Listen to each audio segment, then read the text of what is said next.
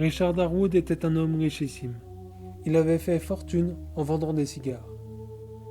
À son premier milliard, il se reconvertit dans la critique d'art. Mais cela n'était qu'une couverture et un prétexte pour acheter des œuvres originales qu'il revendait 10 fois plus cher ou bien qu'il gardait pour son musée privé. Lors des prestigieuses ventes aux enchères d'art, son simple nom assurait la fin de la vente, car il avait tout acheté. Ainsi, il possédait des tableaux de grand prix, des statues de grands sculpteurs et des centaines d'œuvres célèbres que les plus grands musées auraient souhaité présenter. Son musée privé était un immense château où il ne venait que rarement, et ses portes n'étaient jamais ouvertes au public. Il était réservé aux quelques soirées mondaines que Richard Darwood organisait. C'était l'occasion pour lui de se pavaner, en montrant sa richesse et son goût artistique. En réalité, il ne savait rien de la peinture ni de la sculpture, seulement le nom de l'artiste et le coût de l'œuvre. Il accumulait ses achats pour se rendre intéressant et montrer sa richesse. Cela ne l'empêchait pas d'avoir dans son musée de véritables chefs-d'œuvre, le plus connu étant le tableau Le Cavalier Noir de Roberto Sicabio. Le chef-d'œuvre du peintre, d'après les spécialistes. Mais surtout, un tableau entouré de mystère et d'effroi. Tous ceux qui l'avaient possédé étaient morts de façon violente. Cette malédiction qui semblait peser sur le tableau l'avait rendu, curieusement, la peinture la plus chère au monde. Richard Darwood l'avait acquise à un prix exorbitant. Ainsi, le Cavalier Noir était l'œuvre la plus protégée du musée, qui lui-même était très sécurisé en raison de la forte valeur de ce qu'il contenait. Le fameux tableau était accroché dans une salle blindée, dont seul Richard Darwood connaissait le code d'accès.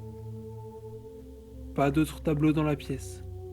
Seul un dessin d'enfant était scotché sur le mur d'en face. Un dessin en couleur hésitante, dont on identifiait mal le sujet.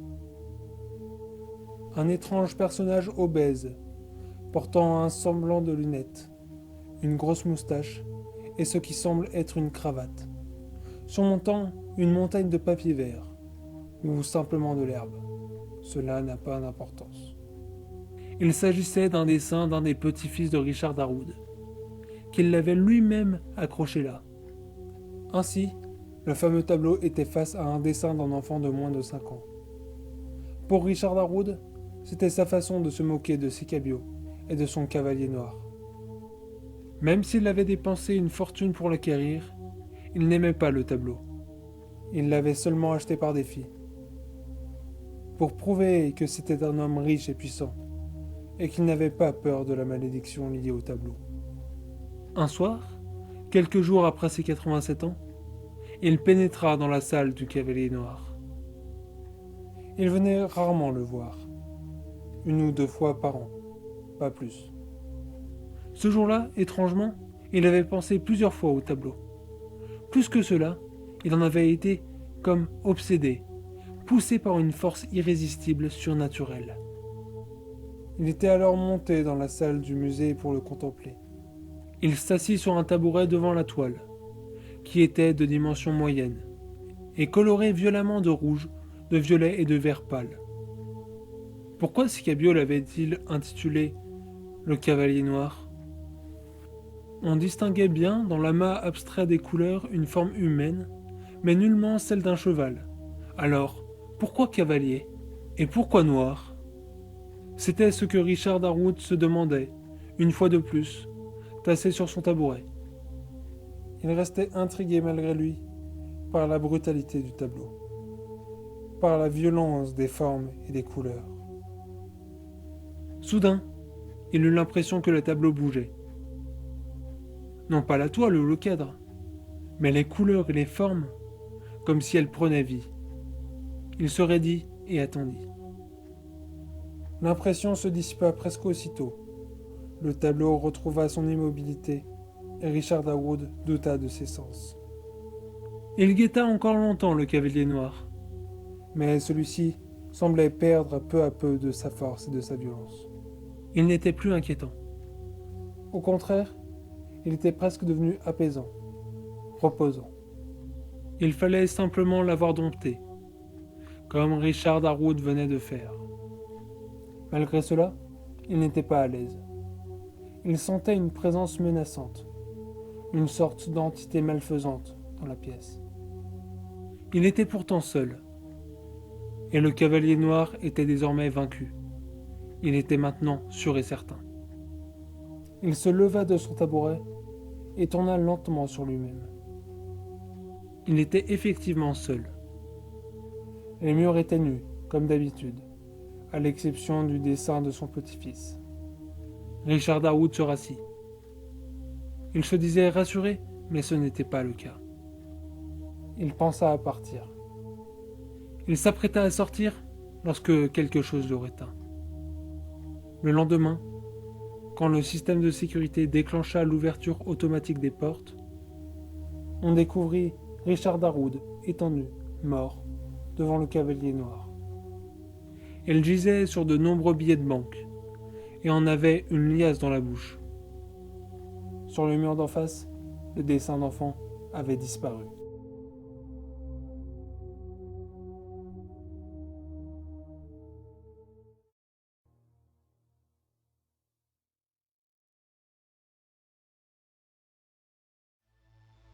Savez-vous ce qu'est un doppelganger?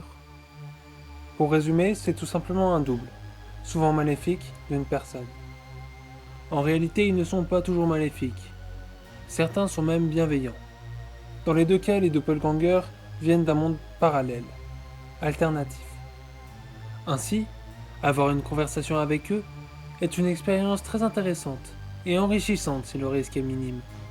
C'est pour cela qu'il existe de nombreux rituels pour les contacter. Celui que je vais vous présenter est l'un des plus simples et sécuritaires. Mais je ne vous encourage pas à le faire, car le danger reste assez grand, et les doppelgangers maléfiques sont de très bons menteurs, et peuvent facilement vous convaincre de vous remplacer, ce qui n'est souhaitable à personne. Si malgré mes avertissements vous voulez tenter ce rituel, ou si vous êtes tout simplement curieux, voici les instructions. Les seuls objets qu'il vous faut sont un objet pointu et ou tranchant, et un bilboquet rouge. La couleur est très importante. De plus, il faut un miroir au-dessus de votre lavabo. Pour réaliser ce rituel, il vous faut être enfermé dans votre salle de bain à 2h22, la nuit. Quoi qu'il arrive, le rituel finira à 2h44, 22 minutes étant la durée maximale. Ainsi, il est recommandé de préparer vos questions à l'avance, afin de ne pas perdre de temps. Il est également recommandé d'avoir une montre ou quelconque outil pour mesurer le temps. À 2h22, vous devez donc remplir votre lavabo en empêchant son écoulement. Vous devez ensuite utiliser l'objet pointu et ou tranchant pour vous faire saigner un doigt, n'importe lequel à l'exception des majeurs. Cela offenserait votre doppelganger, ce qui le rendrait encore plus dangereux. Le sang doit couler dans l'eau du lavabo afin de la colorer en rouge. C'est pour cela que le bilboquet doit obligatoirement être de couleur rouge. Ensuite, vous devrez réussir le bilboquet avec certaines conditions. Vous devez impérativement le faire de la main dont vous vous êtes blessé le doigt. Surtout, vous n'avez que 10 essais, et il vous faut réussir à une tentative paire. Sinon, la suite dépend de la nature de votre doppelganger.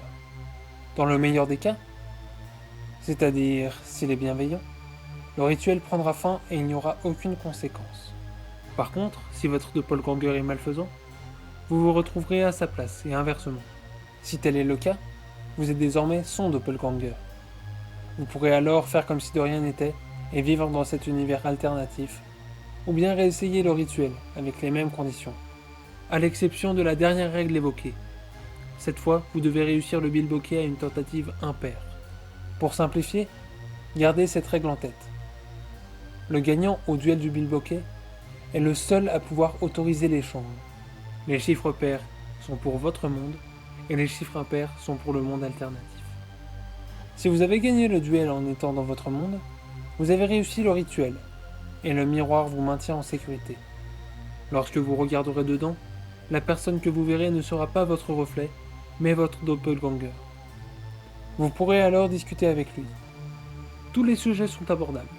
Après tout, il s'agit de vous dans un autre monde. Cependant, gardez bien les règles en tête, notamment la limite de 22 minutes. Mais ce que vous ne devez en aucun cas oublier, et que vous seul pouvez autoriser l'échange ou le refuser. Conseil d'amis, refusez-le. Comme je l'ai dit plus tôt, les doppelgangers malfaisants sont mauvaise langue et manipulateurs. Leur unique but est de vous remplacer. Alors, soyez vigilants. S'ils commencent à évoquer un échange, vous savez que vous avez le dernier mot. Encore une fois, je vous conseille fortement de refuser. Après un refus, vous pouvez continuer la conversation. Mais redoublez votre vigilance, car il fera tout pour vous faire accepter l'échange. De la ruse à la menace. Rappelez-vous qu'il sait de vous seulement ce que vous lui dites et ce qu'il voit, et qu'il peut se servir de toutes ces informations pour vous convaincre. En tant que vainqueur du duel de Bilboquet, vous pouvez mettre fin au rituel quand vous voulez. Par exemple si vous vous sentez trop en danger. Pour cela, il suffit de faire écouler l'eau du lavabo, ce qui rompra le lien entre les deux mondes. Si le rituel dure jusqu'à 2h44, vous devez impérativement procéder à l'écoulement le plus tôt possible, pour éviter un événement que vous ne comprendriez pas, mais que vous subirez amplement. Si vous avez perdu au duel du Bilboquet, votre doppelganger peut vouloir discuter avec vous avant d'échanger vos places. Vous pouvez alors tenter de le convaincre de ne pas échanger. Après tout, s'il peut autoriser l'échange, il peut également le refuser. Si malgré tout il y a un échange, le rituel prendra fin de lui-même. Vous vous retrouvez alors dans son monde, qui n'est pas exactement le même que le vôtre. La différence entre les deux peut aussi bien être minime que colossale. Aussi bien il est possible que vous ne voyez même pas la différence. De plus, il y a un certain décalage horaire, ou plutôt de date. Cela peut être de quelques jours seulement, mais il est également possible que plusieurs années soient passées. Dans tous les cas, vous pouvez recommencer le rituel autant de fois que possible. Les règles restent les mêmes. Le seul changement est, comme je l'ai dit plus tôt, que pour gagner le duel, il vous faudra réussir le Bilboquet à une tentative impaire. Cela dit, si vous perdez, la conversation aura tout de même lieu, et vous pouvez en profiter pour tenter de le convaincre d'accepter un échange, en gardant à l'esprit qu'il veut probablement rester dans votre monde, et qu'il est certainement très méfiant à votre égard, se doutant que vous voulez échanger. Il vous faudra alors ruser et être très malin. Vous pouvez utiliser tous les moyens de persuasion. Raisonnement, flatterie, mensonge, menace, etc. N'oubliez pas que c'est lui qui a le dernier mot cette fois, et qu'il est très vigilant. Après tout, il se méfie de son doppelganger.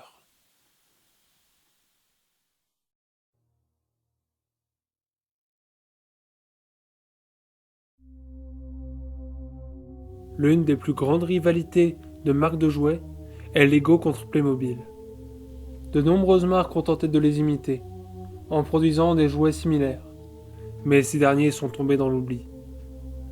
C'est le cas de Super Charlie, une figurine produite par Dulcop, une société italienne. Comme je l'ai dit précédemment, Super Charlie est tombé dans l'oubli, mais certains enfants s'en souviendront toute leur vie. Au niveau du design, Super Charlie ressemble à un Playmobil, mais possède plus d'articulations et est plus petit. Pour différencier les figurines, les modèles reprennent divers métiers. Ainsi, il y a des figurines docteurs, infirmiers, pompiers, policiers ou encore chef cuisinier. Mais celui qui a le plus marqué les esprits est le soldat. Pour une raison bien mystérieuse, certaines figurines prenaient vie pendant la nuit, alors que tout le monde dormait. Elles grandissaient et se déplaçaient dans la chambre, lentement, sans un bruit. La plupart de ces jouets n'étaient pas menaçantes. Au contraire, ils assuraient une certaine protection et instauraient une atmosphère de confiance, apaisante et rassurante. Peut-être était-ce grâce à leur visage, simple et souriant. Mais sur le soldat, ce sourire était plutôt dérangeant, et son regard paraissait plus vide que sympathique. Surtout, son arme en plastique, qui paraissait inoffensive le jour, quand elle était de taille normale, était maintenant menaçante, et paraissait véritablement dangereuse. C'est ainsi que certains enfants, mal à l'aise dans leur sommeil, se réveillaient et se retrouvaient face à cette silhouette menaçante, immobile au coin de leur lit, Ils hurlaient de peur et espéraient que ce n'était qu'un cauchemar de plus. Mais bien évidemment, ce n'était pas le cas. Quand les parents arrivaient, la figurine avait repris sa taille normale. Et ils pensaient alors que leur enfant avait fait un cauchemar, ou bien qu'il faisait des paralysies de sommeil. Encore une fois, ces explications sont fausses. Parfois, la réalité est trop absurde pour être expliquée. Et ceux qui tentent de trouver une solution ne font que s'embrouiller et finissent par perdre totalement la raison.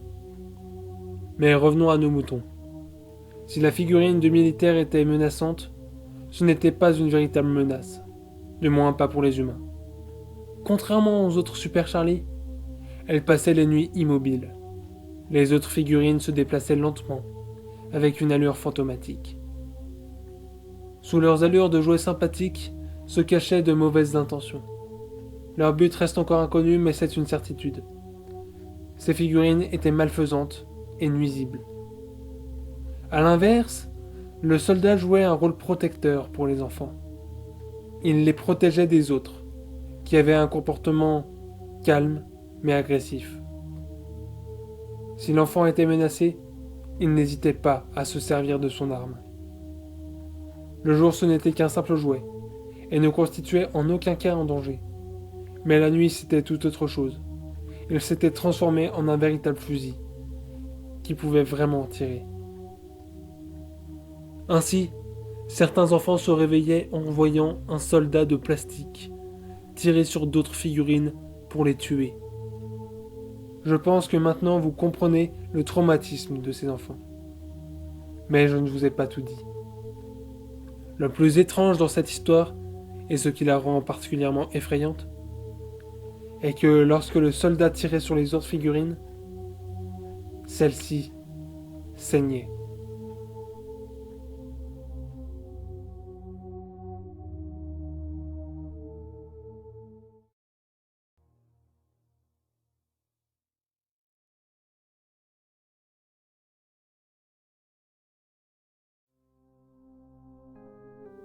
Clara marchait dans la rue lorsqu'elle vit une paire d'écouteurs abandonnés sur le trottoir. Elle regarda autour d'elle pour voir si quelqu'un les cherchait, mais ce n'était pas le cas. Il n'y avait même personne dans la rue. Après tout, il faisait déjà nuit depuis longtemps, et la rue n'était pas très grande. Alors elle les ramassa et rentra chez elle. Clara était une étudiante de 20 ans et habitait seule dans un petit appartement. C'était une jeune fille assez banale, qui rêvait de vivre quelque chose d'extraordinaire pour échapper à son quotidien morose. Pour échapper à l'ennui, Clara écoutait beaucoup de musique. Elle écoutait un peu de tout. Cela dépendait de son humeur et de ses envies passagères. Elle avait pour habitude d'écouter sa musique avec un casque et n'aimait pas les écouteurs par principe. Mais cela allait changer grâce, ou plutôt à cause, de sa découverte. Après les avoir nettoyés, Clara les essaya et fut surprise de découvrir qu'ils fonctionnaient parfaitement. Habituellement, les écouteurs s'usent rapidement, notamment à cause des câbles très fins, s'en mêlant très facilement, créant ainsi des faux contacts, dérangeant très rapidement l'écoute de la musique. Mais ceux-ci étaient en parfait état et offraient une qualité sonore similaire à un casque. Clara les utilisa de plus en plus, à un tel point qu'elle délaissa son casque. Au bout d'une semaine, elle les utilisait tout le temps. Mais à force de les avoir aux oreilles très souvent, elle perdait des tympans et entendait de moins en moins bien. Cela commençait à être un véritable problème. Alors elle décida d'écouter moins de musique. Au début, ce n'était pas facile, mais avec le temps, cela ne devint plus un problème. Elle s'était remis au casque et avait rangé la paire d'écouteurs au fond d'un tiroir. Des mois plus tard, elle avait totalement oublié cette histoire. Un jour où elle faisait le grand ménage et triait ses affaires, elle retrouva les écouteurs. Elle les essaya et, contrairement à ce qu'elle pensait, ils fonctionnaient toujours aussi bien. Clara retomba alors dans une certaine dépendance à la musique. qu'elle écoutait toujours avec ses écouteurs. La qualité audio ne se dégradait jamais, jusqu'au jour où il y eut un étrange sifflement. Cela faisait exactement 4 mois qu'elle les avait trouvés. Le sifflement ne venait pas de la musique, Clara en était certaine. Ce sifflement continuait sur tout ce qu'elle écoutait.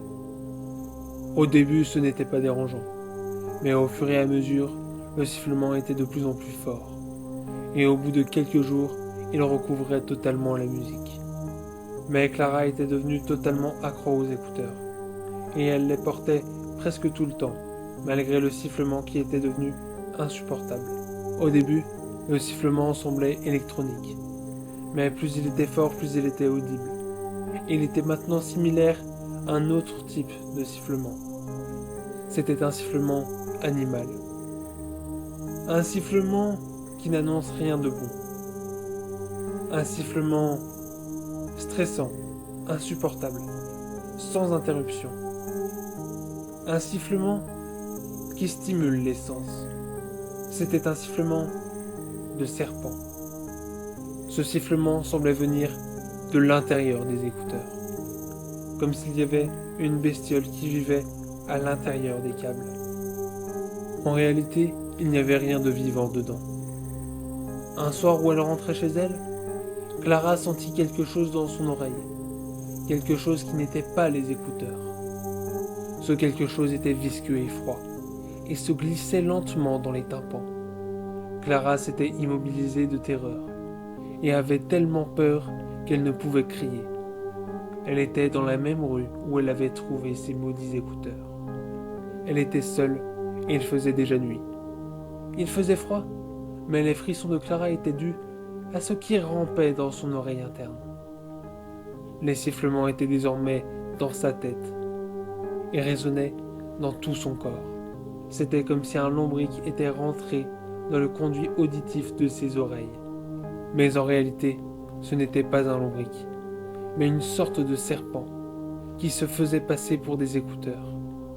Ses écailles froides et humides glissaient sur la peau des oreilles de Clara, qui avait l'impression que des tentacules s'étaient infiltrés dans sa tête pour toucher le cerveau.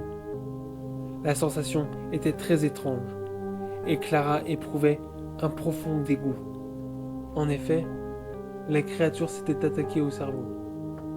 Elle croquait la cervelle à pleines dents et arrachait des morceaux pour les mastiquer. La dernière sensation que Clara eut avant de perdre connaissance fut le malaise de sentir les écailles de reptile glisser dans sa tête pour la dévorer de l'intérieur. Le serpent continua son chemin dans tout le corps pour manger tous les organes de Clara. Puis il dévora les muscles et enfin les os. Au final, il ne restait de Clara que sa peau. Alors la créature reprit sa forme d'écouteur pour terminer son repas. Sa transformation terminée, elle aspira la peau de Clara par ses deux bouches. La peau s'étira alors de part et d'autre, jusqu'à se craqueler et se déchirer lentement. Il faut dire que la peau humaine est particulièrement solide et se casse difficilement. Mais la créature était suffisamment puissante pour y parvenir. Cela lui demandait un effort considérable, mais après un certain temps, elle avait aspiré tout le corps, et il ne restait plus rien de Clara. La créature allait alors entamer sa digestion, qui lui prendrait 4 mois. D'ici là, quelqu'un allait probablement ramasser cette paire d'écouteurs.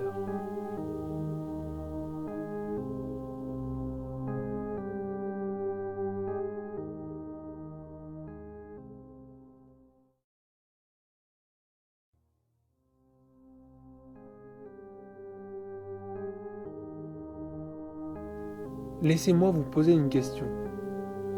Quel est l'endroit où vous vous sentez le plus en sécurité? Je connais déjà votre réponse, et je sais que vous avez tort.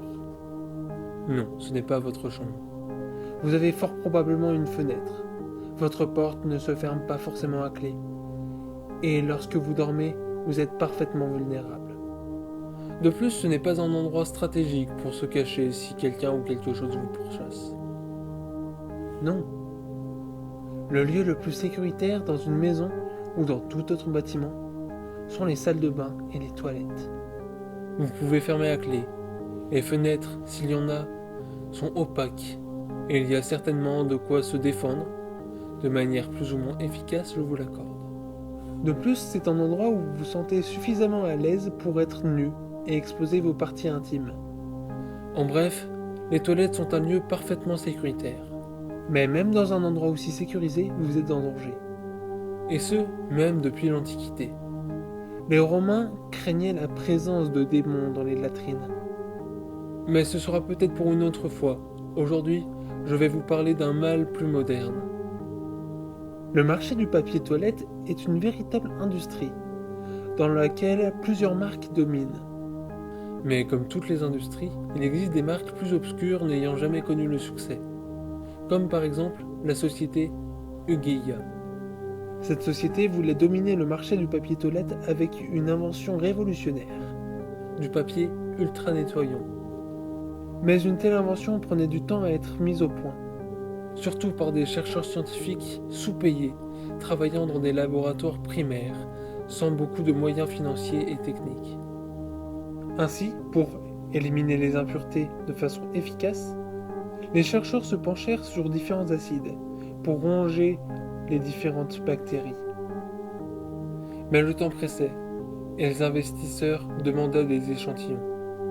Alors, plutôt que de chercher le composant idéal, ils devaient trouver le bon dosage d'un acide basique, et cela en peu de temps.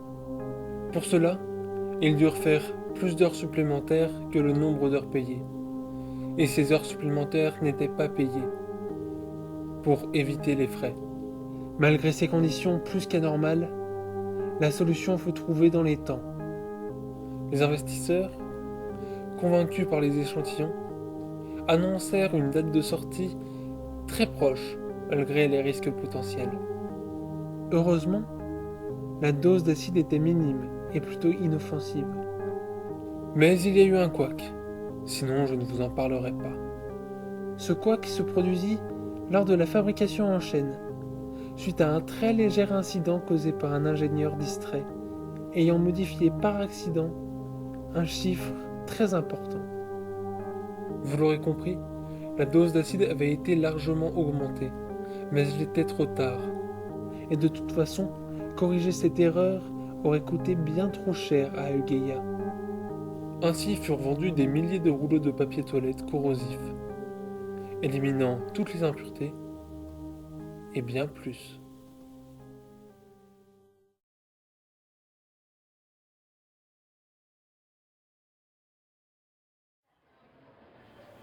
C'est l'hiver et la nuit tombe de bonne heure. Il fait déjà noir quand la famille Simonson entre en courant dans les nouvelles galeries. Vite, crient les parents. Ça va fermer et on n'a encore rien acheté pour le dîner. Ils foncent vers le rayon de l'alimentation. Camille les suit, en tirant son petit frère Tommy par la main. Elle en a assez de toutes ces courses dans les grands magasins. C'est une vraie manie chez les parents. Ils décident soudain qu'il manque plein de choses à la maison et qu'il faut tout acheter en une seule fois. Des vis, un chargeur, des habits, des ampoules. On trouve de tout dans les grands magasins. Peut-être, mais on trouve aussi et surtout des gens qui vous poussent, vous insultent et vous écrasent le doigt de pied. Tommy hurle. Il vient de se prendre un coup de traglarido dans les côtes. « Tu vas pas te mettre à pleurer ?» lui dit Camille. « Dépêche-toi, sinon on va perdre les parents. » Monsieur et Madame Simonson se sont arrêtés devant la caisse numéro 13. « Les enfants, vous allez nous attendre ici, compris ? Camille, surveille ton frère. On va acheter un poulet rôti et on revient tout de suite. » Camille serre plus fort la main de Tommy et regarde ses parents disparaître entre les étalages. « Tu me fais mal, je vais aller avec maman !» crie Tommy en se tortillant. En 2 secondes, il réussit à se dégager et à filer. Il se retourne en faisant une grimace à sa sœur, et brusquement, il s'étale dans les jambes d'une dame. Pour ne pas tomber, la dame s'accroche à un étalage. Et c'est la catastrophe. Une pyramide de pots de confiture s'effondre.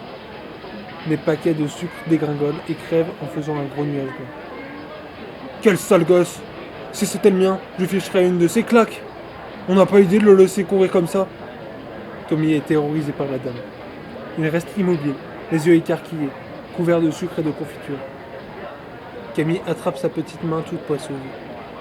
Tiens, on va chercher les toilettes et je vais te laver.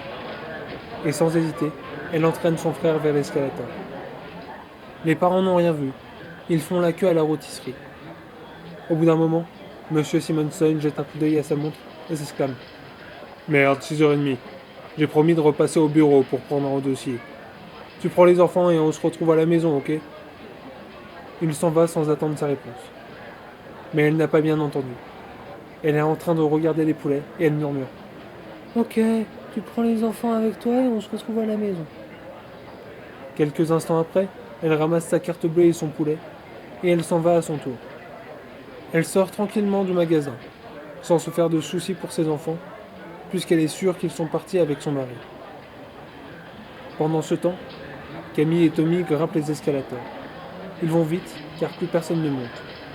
Les gens descendent et se dirigent en hâte vers la sortie. Je me demande où sont les toilettes, dit Camille. Il faut vraiment qu'on trouve de l'eau. T'as l'air d'une vieille sucette collante. Tommy se lèche les babines, puis sa veste, toute dégoulinante de confiture. Puis il tend sa manche à sa sœur. T'en veux un peu? Arrête, c'est dégoûtant. Allez, viens vite. Les parents vont nous chercher partout. Ils finissent par trouver des toilettes au 4e étage, au rayon des meubles. Camille mouille un mouchoir et nettoie son petit frère. Au loin, une musique retentit, suivie d'une voix. Mais ils sont trop loin et n'entendent pas ce qu'elle dit. De toute façon, Camille est trop concentrée pour laver Tommy qu'elle n'y prête pas attention. Après de longues minutes, elle a enfin terminé. Voilà, c'est déjà mieux. C'est plus collant en tout cas. Oui, mais j'ai froid.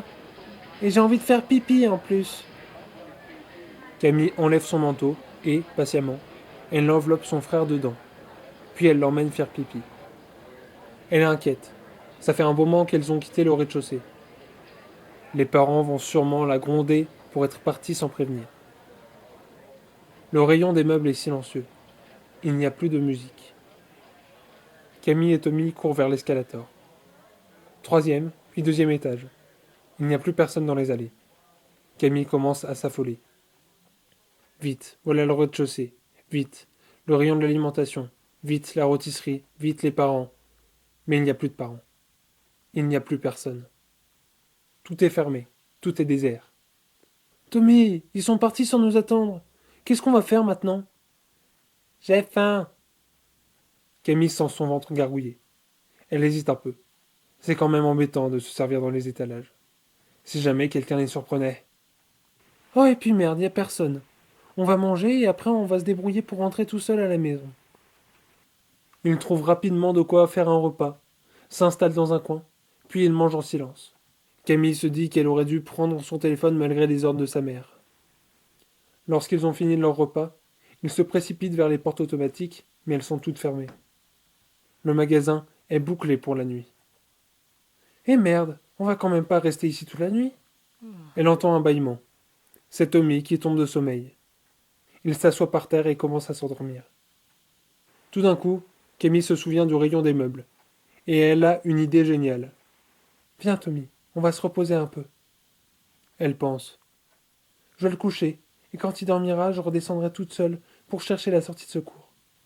Doit bien y en avoir une dans un si grand magasin. Les escalators ne fonctionnent plus. Camille monte les marches une par une, au même rythme que Tommy. Elle entend soudain des pas et des voix qui arrivent vers eux. Ce sont des femmes de ménage qui descendent en discutant. Camille a d'abord envie de leur demander du secours, et puis elle change d'avis. Cachons-nous. S'ils s'aperçoivent qu'on a volé de la nourriture, ça va faire toute une histoire. Les enfants se glissent derrière un gros pilier, et ils reprennent leur ascension dès que les femmes de ménage sont passées. Au rayon des meubles, Camille installe Tommy dans un grand lit très confortable. Elle le couvre avec une couette bleue décorée d'étoiles. « J'en voudrais une comme ça à la maison, » dit Tommy en s'endormant. Camille s'allonge près de lui. Elle chantonne en lui caressant la main. 5 minutes après, il dort profondément. Et elle aussi. Une heure passe. Camille se réveille en sursaut. Les lumières sont éteintes, et tout le magasin est désormais dans la pénombre. Tommy dort à point fermé. Camille se lève, et pour se donner du courage, elle se répète. « Allez, tu n'as plus qu'à trouver la sortie de secours. Ensuite, ce sera facile. On rentrera à la maison, et on saura enfin pourquoi les parents nous ont fait un coup pareil. » En arrivant au 2e étage, elle se sent menacée. C'est alors qu'un grognement sourd retentit. Affolée, Camille court se réfugier au fond du magasin. Il y a là de grands paniers d'osier sur roulettes. Elle saute dans le premier, se roule en boule et attend, en regardant à travers les fentes. C'est alors qu'elle voit apparaître une grande silhouette sombre. Putain, c'est quoi? C'est qui? C'est un voleur? L'homme se déplace lentement et silencieusement. Il passe devant Camille sans la voir et continue d'avancer en balayant l'étage de sa lampe torche. Quand l'homme est assez loin, Camille sort du panier. Elle aperçoit un téléphone fixé au mur. Et elle pense tout de suite. Au lieu de chercher la sortie, il vaut mieux que j'appelle au secours. Ça ira plus vite. Elle décroche l'appareil en tremblant. Mais avant même d'avoir composé un numéro, elle entend. Allô, qu'est-ce qui se passe? Elle murmure tout bas. Venez vite s'il vous plaît. J'entends rien. Enfin, pas de panique, on arrive. Camille raccroche, un peu soulagée. Quelqu'un vient de lui parler, et ce quelqu'un va venir les délivrer. Mais en attendant, il ne faut surtout pas que le voleur découvre Tommy sous sa couette. Elle retourne vers l'escalator sur la pointe des pieds.